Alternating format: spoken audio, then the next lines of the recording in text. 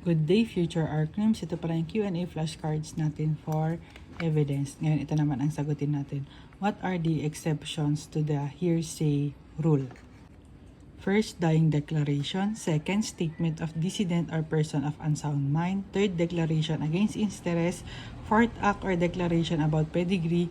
Fifth, family reputation or tradition regarding pedigree. 6, common reputation. 7, parts of res gestae. 8, records of regularly conducted business activity.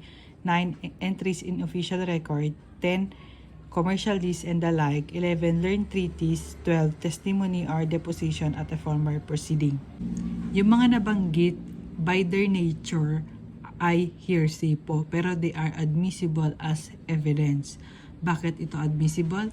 Because relevant sila sa kaso, kailangan to prove something and yung circumstances shows trustworthiness. I-discuss natin isa-isa yung mga exceptions sa next videos natin. So, follow us for more.